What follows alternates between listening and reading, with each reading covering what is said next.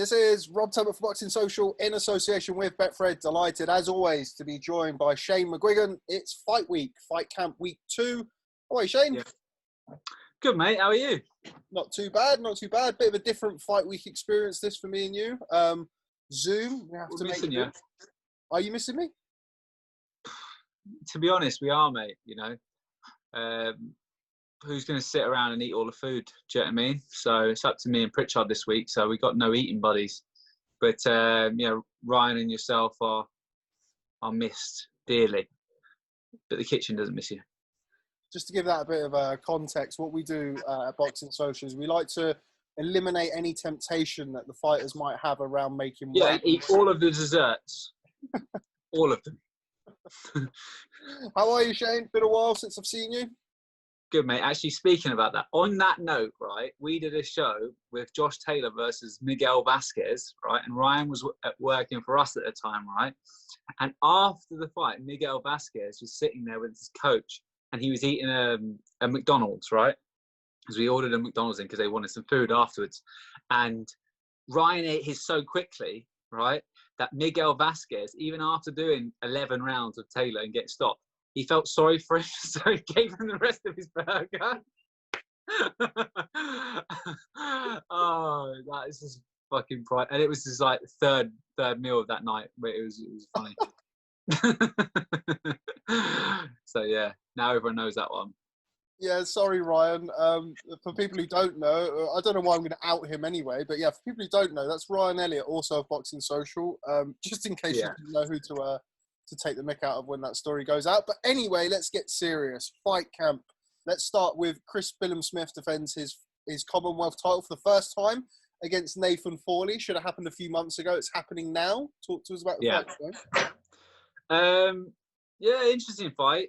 You know, it's weird being in this setup because you can see everyone. You know, you're walking around the hotel and see Gary Lockett and him walking around and, you know, trying to play the intimidating card a little bit, you know, which is funny because me and Gary, you know, we get on well. Do you know what I mean? But you know, they're obviously massively serious, massively up. He said it in the face-to-face today. This is Chris BILLAM-SMITH is his world title fight, and this is his big breakthrough. This is his big opportunity, Nathan Fowler. And you know, look, Chris understands how lucky he is to be in this position. You know, he didn't get the accolades as an amateur.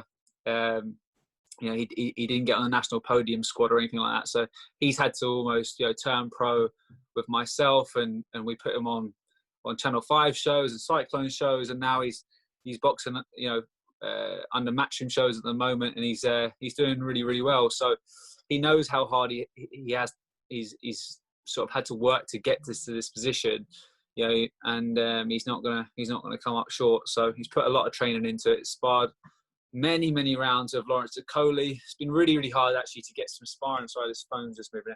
It's been hard to get a lot of sparring for Chris because people just are saying, you know, they're not in shape, or they've only had a couple of weeks back training after lockdown and stuff. So Lawrence has been a big help, and they've done plenty of rounds, and he's looking really good. Going back to what you were saying about Chris BILLAM-SMITH, I spoke to him a few moments ago and kind of said to him that, you know, you make the point about him not having an extensive amateur career and not having a great amount of expectation, yet now he's Commonwealth champion. He goes into this fight with some expectation. He is the heavy favourite. Is that going to affect him? Have you seen any changes in his demeanour around fight week at all? No, not really. I mean, look, he knows it's, you know, he knows he would be the bookie's favourite, but at the same time, you know, he was the bookie's underdog against Richard Riakporhe, and we both felt he won that fight. So it doesn't really change his approach going into the fight. I don't think he really feels pressure that much anyway. Chris, he's quite a laid-back sort of kind of guy. He knows that it only takes one punch or one bad performance to, you know, to derail your career. So he understands the repercussions of, you know, not being switched on, as it were. So no, I haven't seen anything different. I mean, it's just this setup here is a little bit different. You know, it's a bit different seeing your opponent quite regularly, I should say. Terrible grammar there. But no, it's just a bit of a different setup. But you know, we've managed to get all our sessions in the whole way through the training camp and stuff, and he's even managed to go and see physios, and it hasn't been too dissimilar in terms of a training camp. So he is well prepared, and I don't think he feels much added pressure going in as the favourite. You mentioned about sparring, and that's something else that came up in Chris's interview when I spoke to him. I know how integral and how key sparring is in your preparation for your fighters. Just tell me a little bit about the inconvenience of that and the lack of sparring partners for one reason or another due to COVID. It just seems like everyone's not fit. Everyone that we normally call is just not fit. So, and we do a lot of rounds with. We do a lot of rounds anyway with Lawrence because the two of them are in camp. But they've sparred so many rounds and they are teammates that it's sometimes you wouldn't call it not live, because if people are in there, they're watching it and they're just thinking, wow, these guys are really laying into each other. But you start picking up on people's habits and rhythms and when they're going to punch and when they're not. And it's always nice to have someone fresh come in, someone with a different style, or that will come in. And we tried to get Joshua Boatsy to do some rounds, but he wasn't available. And then we tried to go and get some sparring up at Don Charles's with Jordan Thomas and a few others, but they weren't that fit at the time. So it seems like everyone we really tried to get, we couldn't really get much sparring. So we literally just sparred Lawrence and one other for this camp. But at the same time, you're getting world-class sparring with a guy who's arguably the best cruiserweight in the world in the gym. So, and just before going into lockdown, he was doing rounds with Marius Bradis. So he's mixing with good people. It's just he hasn't had as much variety of sparring as he would have normally had. I've also seen Lawrence recently vacate the European title. Obviously, he's got his eyes set on the world title, the WBO shot against Krzysztof Glowacki. Eddie said that Chris could be in line to fight for that against Tommy McCarthy. Seems crazy to think that 12 months ago, beltless, and his next fight after this, all being well, could be for the European title. Yeah, that's what we're looking at. We're looking at getting a win on Friday night, and looking good in the process. And then we're going to look to potentially, box Tommy McCarthy for the European title. So that's the route. That's a great route to have in sort of hindsight. But he needs to go and get the job done on Friday night. And something about Nathan Fowler that just makes me, really sit back and take note, because he's a serious guy, and he's with Gary Lockett, who's also a serious coach. And he looks really healthy. Most people on fight week look a little bit drained or whatever, but because he's just coming up from like heavy, he looks really healthy. He's probably going to be full of energy, and it could be a potential banana skin for us. Do you know what I mean? And what's more important is it's about looking good, and it's very hard to get a lot of footage on Nathan Fowler. And obviously, once he's gone up to cruiserweight, he'll naturally have a slightly different style, because he was so much taller than these light heavies. He was just peppering them with shots. Once he's up there, with the bigger guys that sort of matching him for height and size and stature, he's going to have to be a lot more selective with his punches, because one shot by Chris or a big cruiserweight, can take you out of your stride. So I know he's been doing a lot of sparring with Enzo Macronelli, which, even though he's past his best and he's retired, he's still dangerous. And I'm sure, like, as a spar, he would be a really hard spar. So I'm sure he'll come really prepared. But yeah, I've got really big hopes for Chris. From his amateur, he only had 43 amateur fights. He only won 31 of them. But he's a late developer. He's a late bloomer, and he's taken to this professional game really well. He's getting more power in his shots. He's sitting down in his shots, and he's got he's being surrounded by a good team, if I might say so myself. Joking about it. But no, he's being surrounded by a good team, a lot of good athletes, and he's got that inner belief in himself, and that's a dangerous man. Moving away from Chris BILLAM-SMITH, of course, you do have another charge in action. Anthony Fowler fights Adam Harper. What can you tell us about Adam Harper? Again, not somebody I know a tremendous amount of, hasn't been the most active in recent times. Yeah, I think he had a bit of time out of the ring. I think he's born in '89, so he's about he's 30 or 30. you know, he's around 30, 31. So, you know, he's only had 10 fights, 9 wins, 1 loss. But tough guy. His loss was on points. You know, he's going to be fit and game and strong. And you know, it's one of those ones that there's also not a huge amount of footage on him. He's boxed a lot of guys that, you know, that haven't really been world beaters or anything. He's boxed a lot of sort of journeymen and stuff like that. So it's hard to know how good he is or how tough he is, really.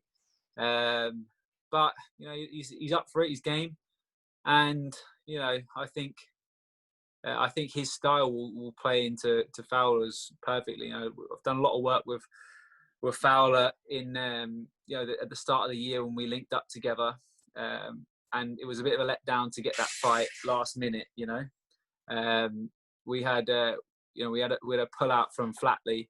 I think he had something wrong with his foot or something, like on fight week or 5 days out or something like that. So we had a change of an opponent, and the guy obviously, you know, wasn't a test at all. So we haven't had any like live rounds together, but we've had Aaron McKenna over from Monaghan over, he's actually based out with Freddie Roach in LA. We've had him over for sparring, and you know, he's also had some rounds with Sean Lazzarini, guy from Scotland as well, from GB. He's a good fighter. So you know, he's got some good quality rounds in before this one, and I think, you know, this is going to be our chance to sort of show what we've been working on in the gym, and for him to sort of make a statement, especially after last week where there was such a good fight, 154 pounds.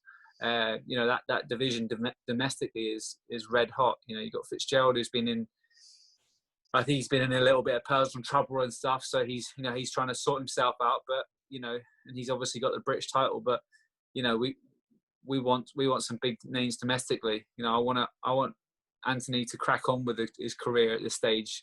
You know, he's 29. He needs to really put the foot on the accelerator now, and make sure that he relishes these good years of his body. You mentioned Eggington Cheeseman being kind of first up and creating that good impression. Has that given Fowler a little bit of lift, a little bit of extra impetus to perform this weekend? Yeah, I don't think he needs much of a lift, really. I mean, he's always looking to go out and put on a show, and he's got a lot of supporters, but he's got a lot of doubters at the same time. So, you know, for him, he's very self-motivated, and he wants to just become the best version of himself, you know. And you know, but we both had a close eye on that fight on Saturday night, and you know, I thought Cheeseman would have won it probably a lot easier. I thought it could have gone to points, and maybe even him as a late stoppage, but it was such a evenly fought contest, and you know, the two of them showed that they're in their primes and their pomps, and they put on a great show. You know, I mean, everyone was writing Eggington off, saying, you know, he's past it and finished, but he looked a bit on the downward slide against BILLAM-SMITH, but he came back and pulled one out. So out of the bag, and I thought it was a very close fight, but I did give it just to Cheeseman. So it's a good fight potentially down the line for Anthony, but you know, the most important fight for us is the Fitzgerald fight, if he can get himself well and healthy. Obviously, without giving away too much of your game plan ahead of this weekend, what sort of things have you been working on specifically with Fowler in preparation? So I haven't been working on anything tactically. Well, we've worked on sort of game plans and tactics, but we haven't been working on anything specifically in the gym. I'm trying to get Anthony Fowler at this stage to mould into, you know, a slightly different style, because you know, just trying to get him to pick his feet up, work a little bit more on feints, a little bit more on his movement and his posture. You know, he's I really believe the position of a fighter, wherever they are, they can generate more power. And I've been working on trying to get his body in the right positions to sort of deliver some power and increase his speed a little bit, because he's sometimes falls into a bit of a routine of just standing there and rocking side to side and punching. I mean, big shots, but it can be quite predictable. So for me, it's just working on making sure that he's picking his legs up, sometimes stepping off the lines and working on more speed. And making sure he's in the right position, and if you're working at that, then naturally your power will go up, and you know, you can find the shot. So You know, I think Adam Harper's he's quite hittable. You know, from what I've seen, he looks like he's quite hittable, but he looks like he's got a good chin.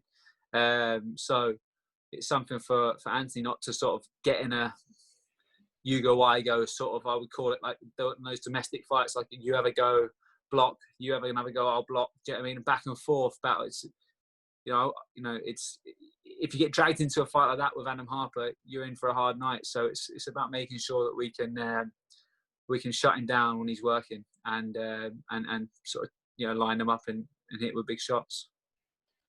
Just want to touch upon what you've said about preparing fighters when there's not a mass amount of footage to go off, and obviously everybody's preparation has been impacted and hampered by COVID in some way, shape or form. Is it about keeping it simple for you as a trainer when that's the case, when you've got little footage and, you know, less than ideal preparations? Is that what you kind of try and drum in? Yeah, I mean, look, at the end of the day, you go out in the first bell, no matter who you're like, as soon as you start sparring someone and you don't necessarily know much about them, you know, you go out and as a kid, you would have gone around to loads of different gyms, and most people take that first round to go and have a little feel out and sort of suss them out. And you can work on a certain shot the whole way through a training camp and get in there and you just can't get it off. Do you know what I mean? Some fighters have brushed up on that shot, or they've brushed up on their technique a little bit. So yeah, I think a lot of coaches and fighters can get drawn into these game plans and everything like that. But really, if you get knocked off the game plan, you've got to be able to adapt, and that's what a good fighter will do. A good fighter will start to pick up on habits and read the fighter as the rounds go on. Do you know what I mean? Someone like Luke Campbell's perfect at it. You know, he very rarely watches any footage of people. You know, we watched footage of Lomachenko, but you know, we had to with him because he was a bag of tricks. But yeah, if I put Luke in there to spar anyone, you know, he's not really a big boxing man. He won't know a lot about everybody. He'll just go in and he'll start figuring them out as the rounds go on, and that's a sign of a really good fighter. He'll start picking up on traits round by round and improving on it. And you know, as soon as an opponent's in front of you, so someone like Adam Harper, if he has someone that's going to stand with him, you know, like he might do something completely different. Whereas if, you know, you've got a different style, a different stature.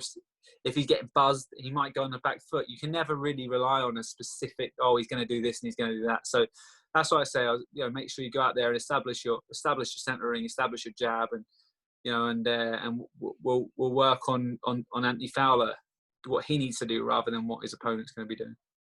How are you anticipating, if at all, the no crowd to affect both the fighters and yourself as a coach? Won't affect us at all. I mean, you know, I remember Chris had his what? Oh, he's just asleep. I was going to ask him. Pritchard's in the corner here. Who was when George boxed Jamie Cox? Was it his second fight? It was his second or third fight, and Chris was in, and basically he was in before any of the media or fans were allowed in, and literally as the first bell went 30 seconds in, all Chris's fans rushed in. But you know, it was a bit weird. I remember we walked out and there was just nothing going on because they didn't even have music going into the ring because the production team wasn't there. So you know, I don't think it's going to be much different than that. You know, obviously he's going to be in a live fight, but it's just like going into the gym and sparring. I'm one of these guys that my gym it's eerily quiet at times. Do you know what I mean? I'm a serious person. Like my fighters know that when they get in there, we can banter and have a laugh and stuff. But when it goes to work, when it's time to go to work, we turn the music off. And when we spar, there's very little. You know, like whoever's sparring, their coach can say what they want to say. Myself, my dad, and Josh can be in the corner and give instructions. But we ask that everyone in the gym, is quiet and there's no music. So I don't think it'll be much different than one of our sparring sessions, really. You know, obviously with 10-ounce gloves on and you've got to be really switched on. But you know, I don't think it'll be too dissimilar. So yeah, looking forward to it, really. Before we move on and talk about the other McGUIGAN's gym fighters, a word on the McKennas who came over, as you mentioned, to come over and spar with Anthony Fowler. Both highly touted, both hear rave reviews about both of them. What did you make of having them over, and what kind of work was Fowler getting from It's Aaron or Steve was the one who Aaron, started? yeah. Aaron. Aaron's a slightly heavier guy. He walks around. I think he's gone up to 154 pounds, but he's a big lump. You know, I think he walks around at about 170 or something like that. So, you know, he's a big kid, and he's very, very good. You know, they're from. I remember I went over when I was boxing in 2008. I think I was using their gym, and their dad's gym. It used to be called Smithborough Gym, which is where my dad trained, but it's now changed to Old Town Boxing or something, boxing club. And yeah, they were like yay high. They were tiny, and we got some photos of them in like 2008 or 9 or something. And they were little mini kids, but you know, they went through the Irish system, and then I think they turned pro really young. I mean, Aaron's had 10 fights now. I think he's had 6 stoppages or something. So, but he's just turned 21, so he's turned pro. Must have turned pro at 19 or something. You know, and I personally think that's the right way to do it.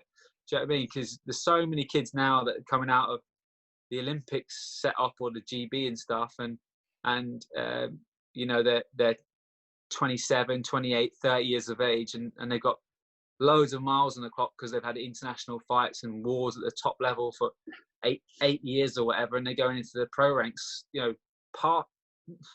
not past their best, but they might be going in at prime where really they should have been in the professional ranks for the last 5 or 6 years, building themselves up slowly. And when their body's at its optimal, they're in there, you know, fighting for big paydays. And you know, someone like the McKennas have done the right thing. They've turned professional early. They both can really fight. Stevie's been out sparring, you know, he sparred Lomachenko before Luke Campbell fight. He sparred Ivan Barancek, Victor Postel. You know, he's in Roach's gym, so he's sparring top people. And Aaron's the same. You know, he sparred a lot of the people in Robert Garcia's gym and stuff like that. So you can tell that even though they're very young, they're very seasoned, and they can really, really fight. So we got some invaluable rounds in the bank for Anthony before this one. So. You know, and I've got really high hopes for the pair of them. Both real nice kids. And Fergal, the dad, is, you know, he's heavily invested in them. I mean, he's upped himself from Monaghan and gone out and lived with them in LA. And you know, he's very dedicated towards the two of them. And I really hope they all succeed because they're good people. I think we saw something that came across about Stevie sparring certain Ryan Garcia as well. Yeah, he said he done 4. Was supposed to do 6, done 4. He said he just went straight into him, laid into him, and he got out after 4. And then they asked to go and spar again. And I don't think I think Garcia didn't turn up. So you know, but sparring is one thing. Only, you know, it's but you know, in terms of being a young pro like the two of them, it's an invaluable experience to go out to America and get. I mean, it's hard sparring.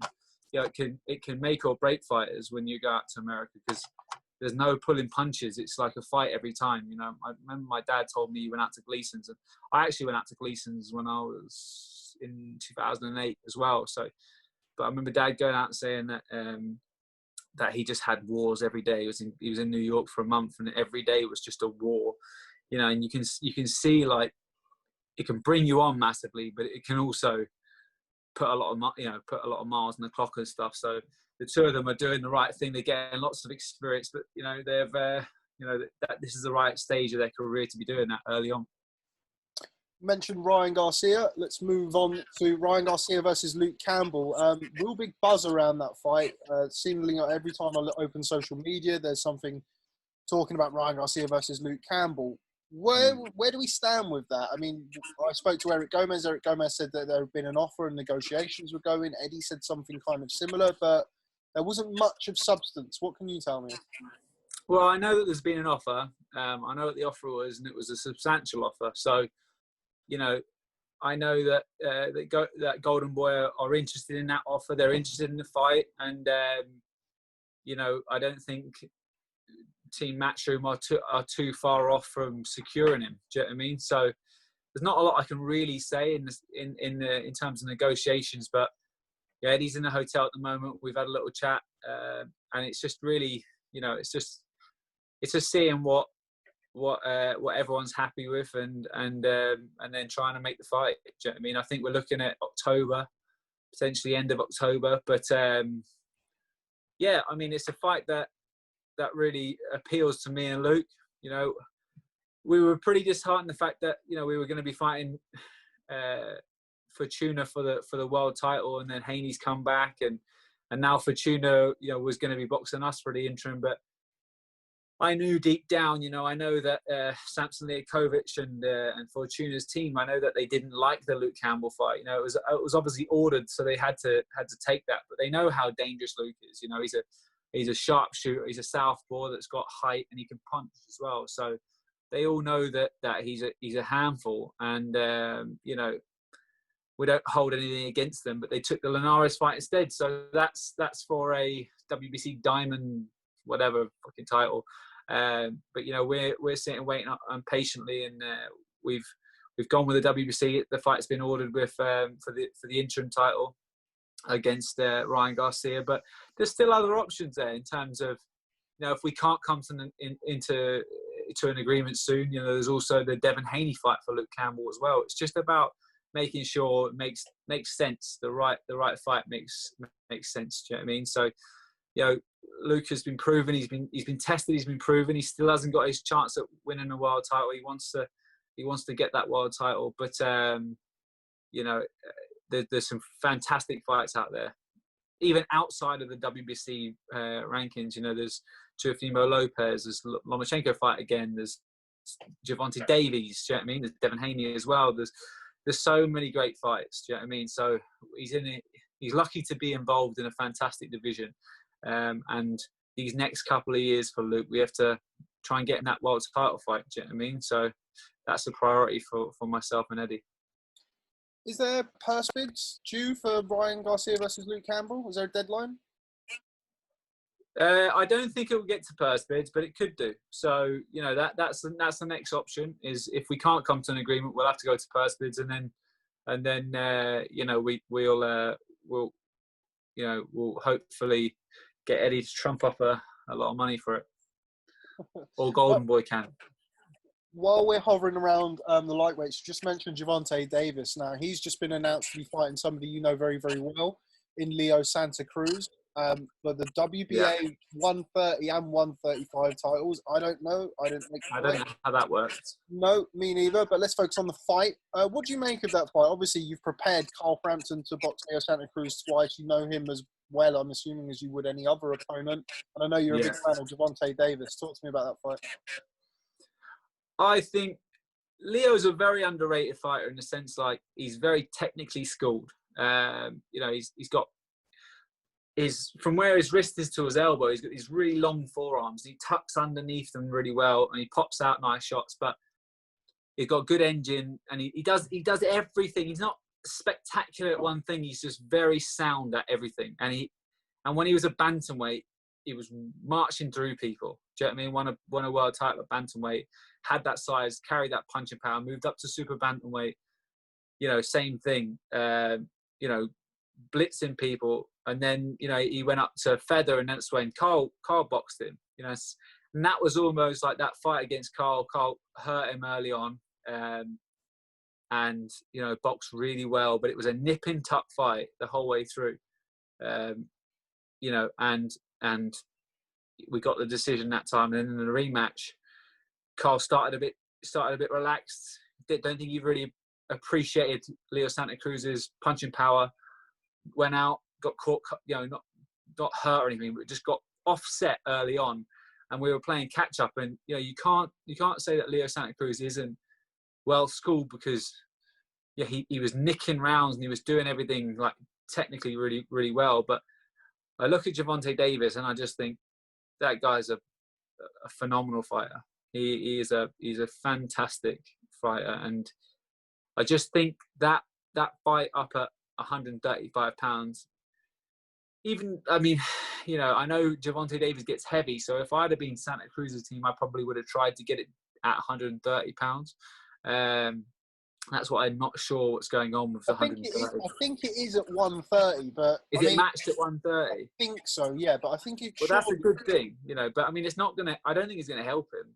I just think, you know, you're gonna need to maximise yourself or sort of bring that guy out of his comfort zone a little bit. You know, even at 135 pounds, his last couple of weigh-ins, Gervonta Davis has had to strip down Starker. So, you know, I know there's definitely a discipline issue there, but he's a fantastic fighter. And I think that, you know, I think once he starts hitting Santa Cruz, I think he'll just start busting them up. And I think he could potentially stop him mid to late rounds because, yeah, he's a very ferocious puncher, and I just think he'll be, you know, too big, too strong. You can see what he did against what's his name, Red Catch, you know, Ivan Red Catch in sparring.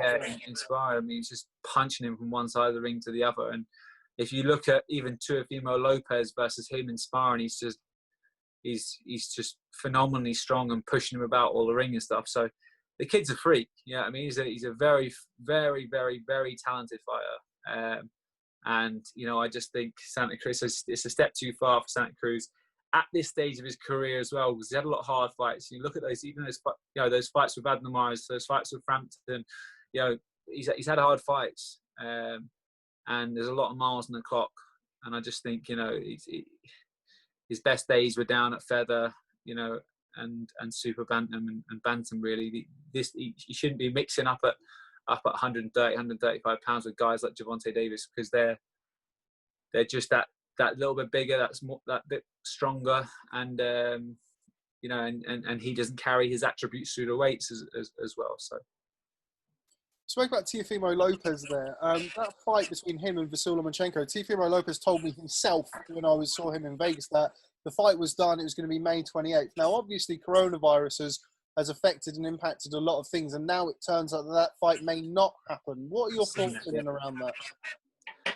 Well, it's just COVID, really, isn't it? I mean, it's like, I know the purses are a little bit down when it comes to DAZN as well. They lost a lot of subscriptions. So when you're on a platform like DAZN, for instance, they're all working off budgets and how much they've got to invest and stuff. But I'm not sure what the business model is out with Top Rank, you know, because I don't think that's going to be a pay-per-view. So that'll have to just be like a TV licensing fee, and it'll be hard to somehow generate what I think Lopez wants $3 million and Lomachenko is getting a $3.2 million package or something, you know, without huge gates and without a huge licensing fee from ESPN. I'm just not. The one I think they will probably be, you know, all generating the money off the amount of viewerships that they're getting in. So I'm not sure whether they've had Shakur Stevens and stuff out there boxing. So I don't know if their viewing numbers are down, that they might have to just be pulling back on some of the budget. So I don't know. It's a fight that I think, you know, for Lomachenko's sake, you know, I would like it to get made, because he gets a chance to unify the division and stuff. And you know, he has boxed everybody, and he's really proven himself. But Lopez is already mentioning that this is his last fight at 135 pounds. He's crushed at the weight, and he's going to go up after this. And kind of seems like it's a bit of a defeated mentality. You know, it's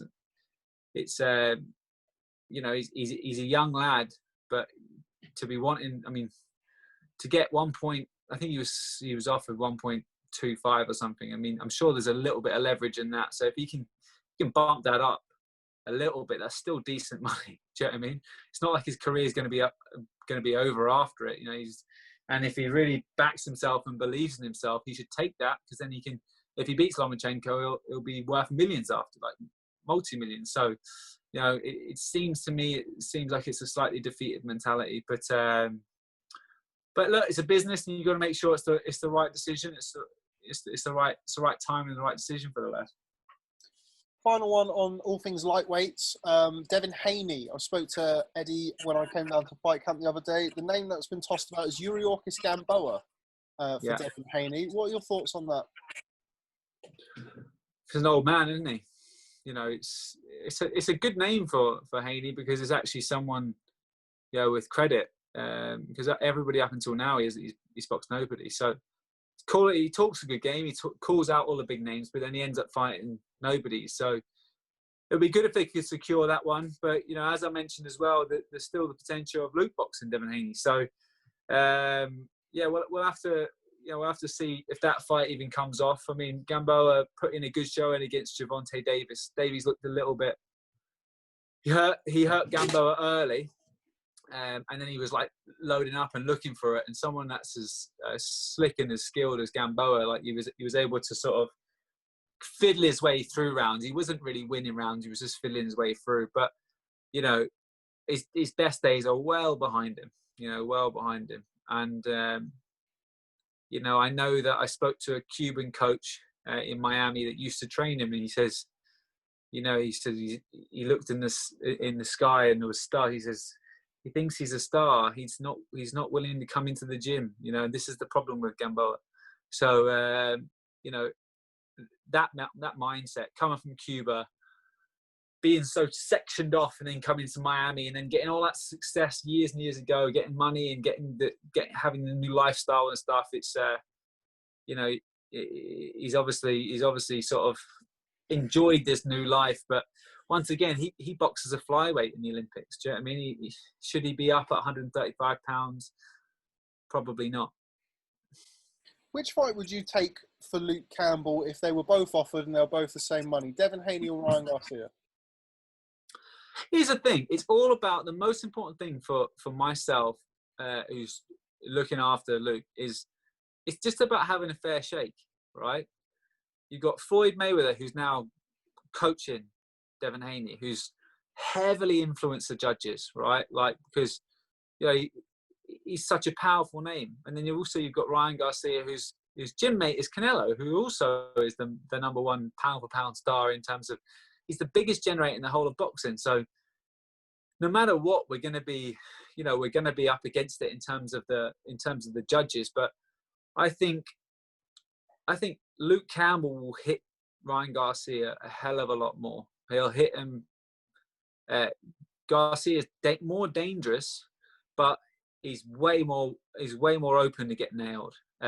Probably faster hand, harder puncher, but he's way more straight up and down. Whereas Devin Haney's the sort of guy that, like, Luke's a counter puncher as well. I mean, going in against Devin Haney, I still think he beats the pair of them, in my opinion.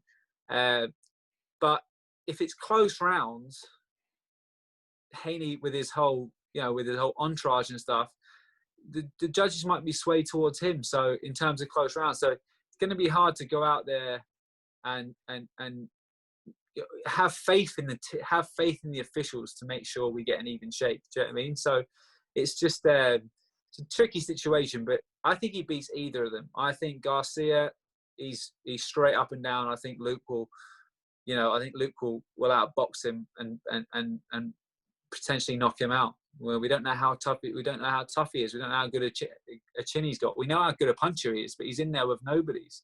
Do you know what I mean? Whereas Devin Haney, I think he's a lot more schooled. He's cuter. He's better behind the jab. Like, he's got better defense. He's harder to hit clean.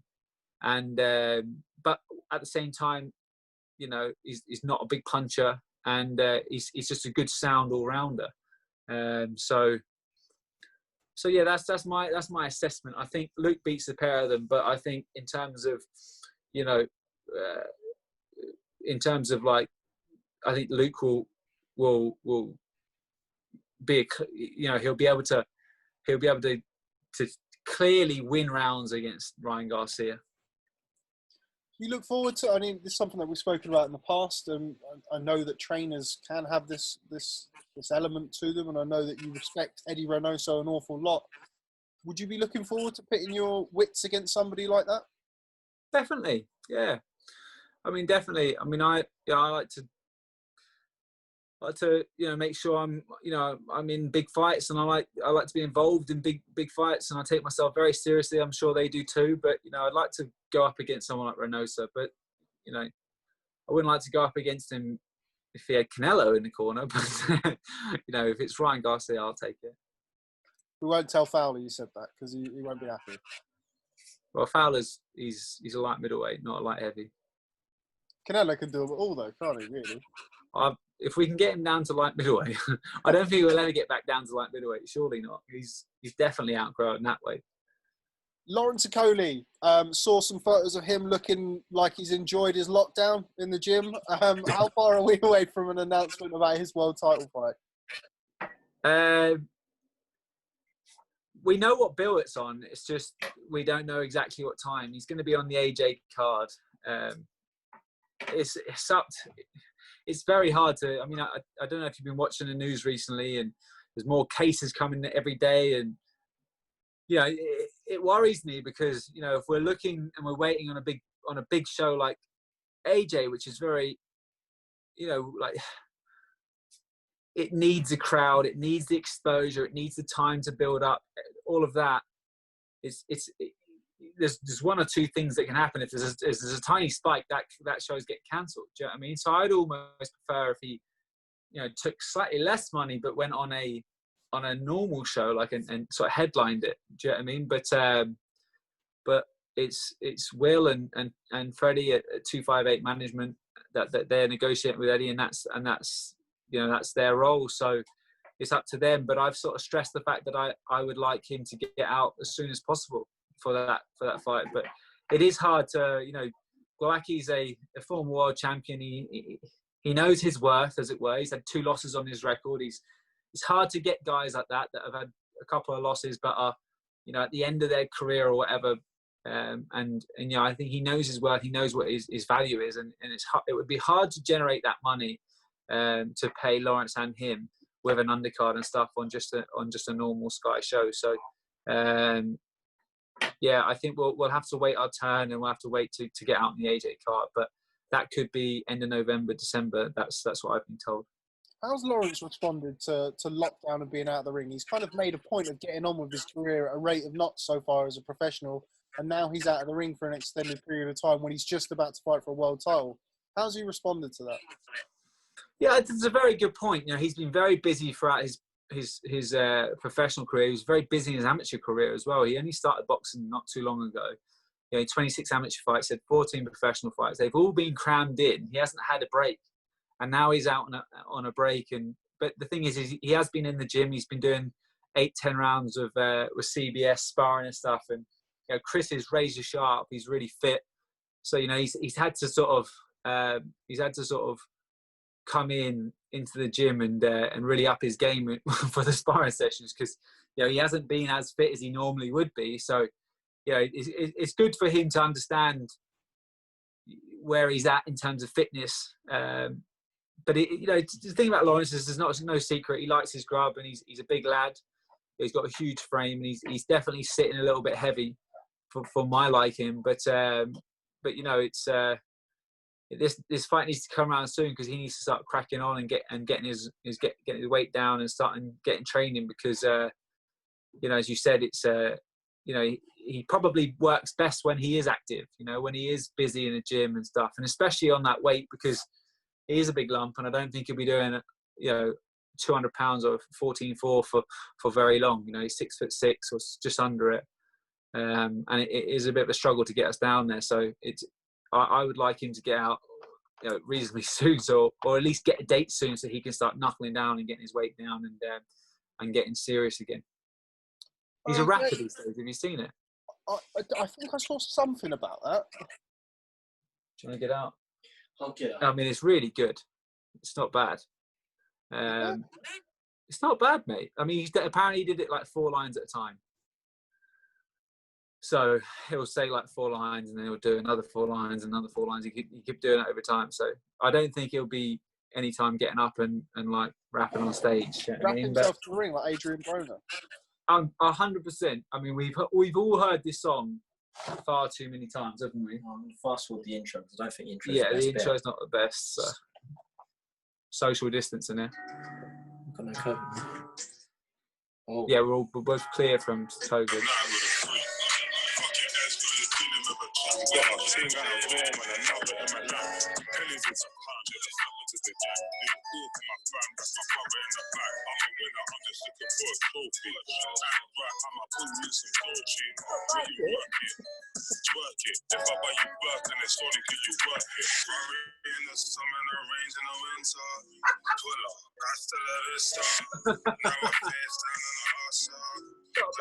might have to edit it because it's like, you know.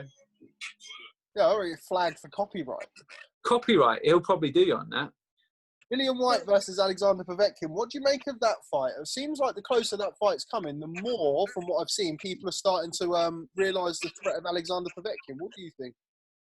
They're only just starting to realise the threat of Alexander Povetkin. I think when the fight was first announced, I don't know whether or not it was me or the kind of the opinions that I was seeing, but a lot of people were not underwhelmed. I think that's the wrong case, but I think a lot of people backed Dillian Whyte very heavily in that fight. Whereas I feel like the closer the fight has come, maybe COVID kind of interrupting people's preparations or something. Yeah, listen, I mean, like, I've wrote Dillian Whyte off a lot of times. I thought Parker was going to win on points, you know, and he, you know, he proved me wrong that night. And I think one thing's for sure, he's as game as they come. Do you know what I mean? And he finds a way to win all the time. Do you know what I mean? And you know, I think Povetkin is a dangerous guy. He's dangerous with that left hook, but he got stunned by Michael Hunter in his last fight early on. He looked a little bit buzzed for a couple of rounds. So, and someone like Povetkin, that's that sort of, let's say, bully mentality. But he's a big, you know, he's a big lump. He's imposing. You know, he's always had a big long left hook that he sort of throws. You know, and I think if he's at this stage of his career, if he starts to show vulnerabilities, he could walk into some shots from Dillian Whyte. I mean, Dillian Whyte buzzed Derek Chisora within the first round as well. So he's a quick start. He comes out, if he can hit him and get his authority early on, I think he could potentially stop him. But on the other hand, it's, you know, if Povetkin can take into the later rounds, you know, you see against Joseph Parker. Obviously, he dropped Parker, but then he was vulnerable in the later rounds. And then you saw against Rivas as well. He was dropped later on in the fight and stuff. So it's one of those. It's one of those to see if Povetkin has the engine to start pushing the fight late on. And if that's the case, then I think it could get interesting. But I just think part of me feels that Povetkin's best days are behind him. And I think Whyte could get to him in, you know, 6 to 8 rounds sort of time. It'll be a huge statement. It'll be a huge win if he does do that, because, yeah, the only other person to really do that is AJ, that's done that to Povetkin, and obviously Klitschko as well. But you know, he's a handful for sure. Not quite the same the way Vlad did it. That was a very, very ugly fight. AJ cleaned him out really in 7 rounds. But Vlad did it in the 11th, didn't he? I think. I think he stopped him. Oh no, he dropped him a load of times in the 11th, didn't he? But once again, that was when he was at his best, you know. But I know he's been done for PEDs and stuff, so, you know, in and around that time, then he had that Wilder fight that was lined up, and he got done for PEDs as well. So I mean, it's just. You never know. Okay. Icarus indeed. Final fight I'd like to get your opinion on. I am, of course, going to ask you about the biggest heavyweight fight in the world right now. Roy Jones Jr. versus Mike Tyson. What are your thoughts? That's really got Josh Pritchard over there. He really tickled him. He's about big enough to fight the winner, isn't he? I think he should fight the winner. I'd back him, and he's not far off heavyweight these days. I mean, it's a bit of a farce, but to be honest, I'll probably tune into it, because who doesn't tune into a Mike Tyson fight? Jones not so much. You know, he's been flattened a few times, and you know. I don't know. I'm not really. I think Tyson should steamroll him, to be honest, because he's naturally the bigger man. But he's been out of the ring for so long. He could have like one unbelievable minute in him and then just go like straight downhill. Most guys, when they get to that age, they've got a good 60 seconds in them in the street fight web, and then as soon as they're past that, then they just go really heavy-legged and slow. But you know. It's gonna be exciting.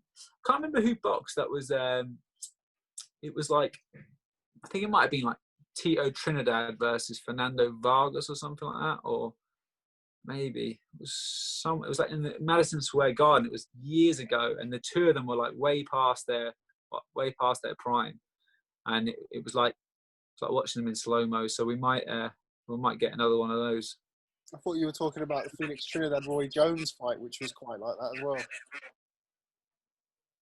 Was that it? That might have been it. That was a fight though. That was an exhibition. The Tito boxed him at light heavyweight, I think. No, I'm pretty sure it was Vargas versus someone. No. Vargas versus someone. It could have been Vargas. But Vargas, I knew Vargas lost £100 for it, and I don't know who he boxed. It could have been like him or Miorga. It could have been Miorga. I thought it was Trinidad, but it could have been Miorga, someone like that. And it was just like that. It was like watching him in slow mo. Have you seen so still because they both slowed down so equally? It was like a very competitive fight. So this could be like Roy Jones could be loading up with that triple left hook, like bat. You know, but that's that.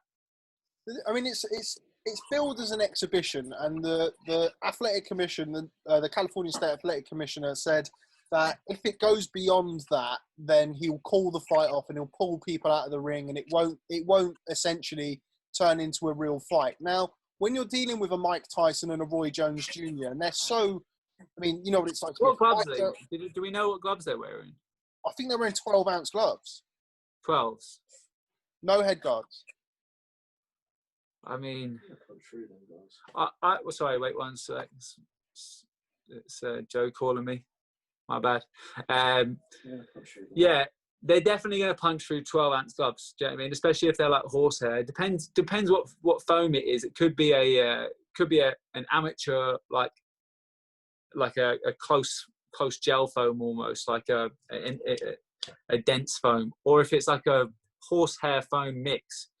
Doesn't matter if it's 10s or 12s, they'll still do damage. So, I heard that exhibition chat as well, and that seemed a little bit more like the Roy Jones side. But then I also saw Mike Tyson saying it's going to knock him out. So, you know, that does not sound like an exhibition. I wouldn't want to get involved in an exhibition with Mike Tyson because he's got a switch. Do you know what I mean? So he might play all Mr. Nice Guy, and then you hit with a decent shot, and then he just turns on you. Do you know what I mean? So. Yeah, I mean Jones is a brave man, but you know, I don't know. I think Mike Tyson's best days are behind him, well behind him. Okay, well before I let you go, there's something that's just popped into my head to speak about. I'm sure that you'll have a very interesting insight into Frank Warren versus Eddie Hearn, the Queensberry call-outs of Matchroom and Sky. We've had that in the last 24 hours. What are your thoughts? I was very, very, very surprised, as I'm sure you were, to see that. Thoughts? Have you spoke to Eddie about that or not? I have reached out to him. He's not got back to me as of yet. Not commenting. Okay. I think he's commented in the Mirror. Okay, yeah. I think that his response was he wants to get the most important fight made, which was Fury versus AJ.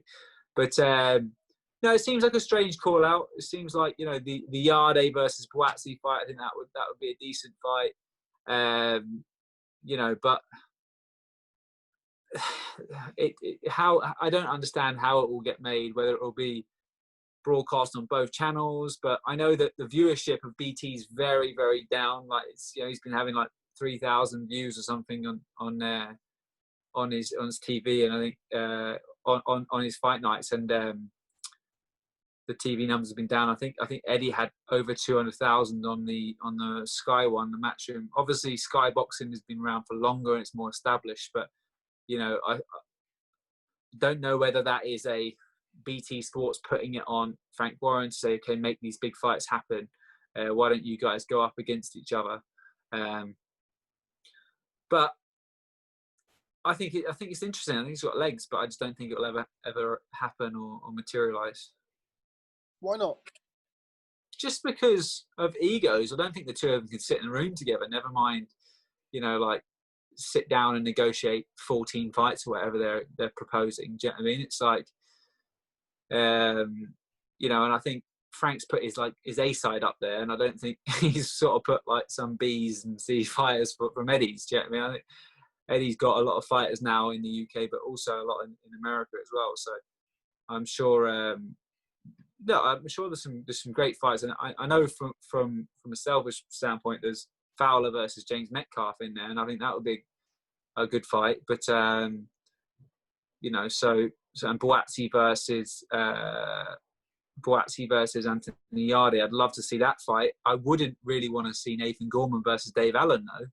Do you know what I mean? Because Nathan Gorman would just like plow straight through him. So.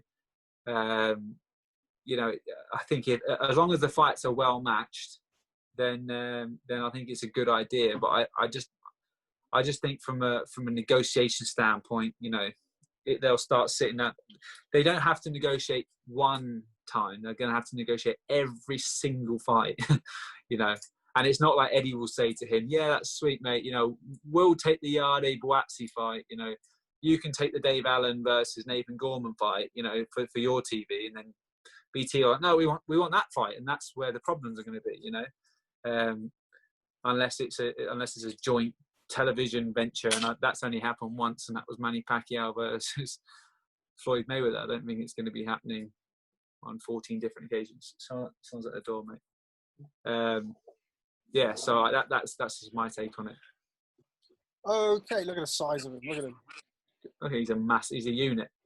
50 kilo dumbbells for 8 to 10 reps. Freak. Does 100 pull-ups a day and 200 press-ups.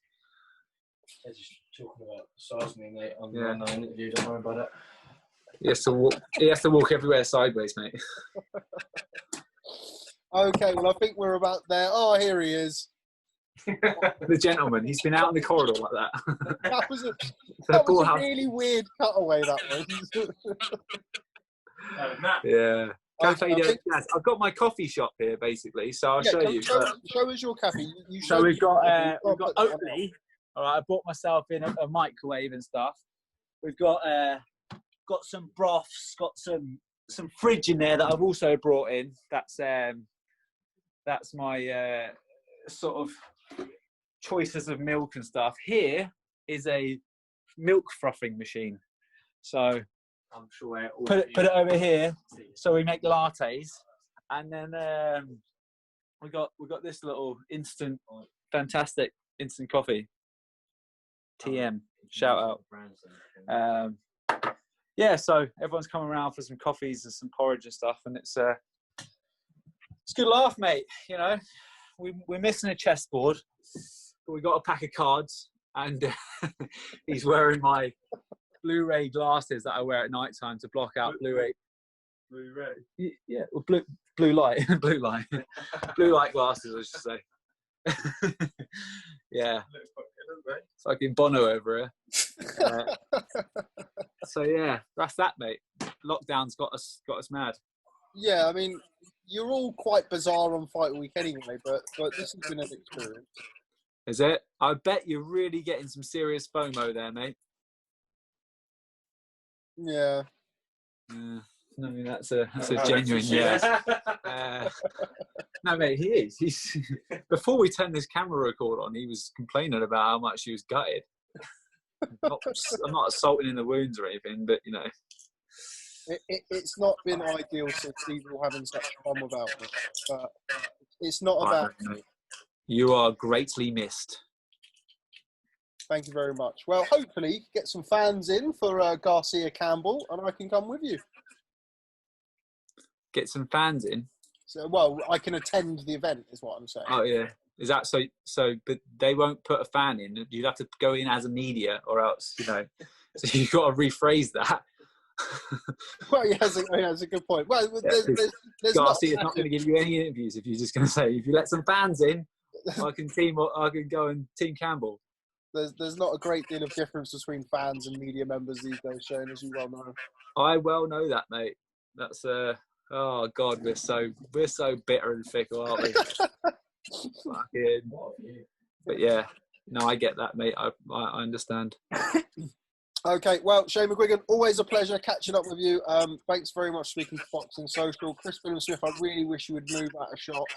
Oh, mate, it's brutal, isn't it? I mean, You're right in the middle of it, mate. he's on the spare bed, so at least he's not contaminating my real bed. Okay, well, have lots of fun. I'm sure I'll chat to you soon. But yeah, thanks very much for speaking to Boxing Social. Shane McGUIGAN. Cheers, mate. Thank you as always, and I'll give you a shout either after the weigh-in or after the fight. All right? Cool. Thanks very much. Yeah, mate. See you later. Bye-bye. Bye.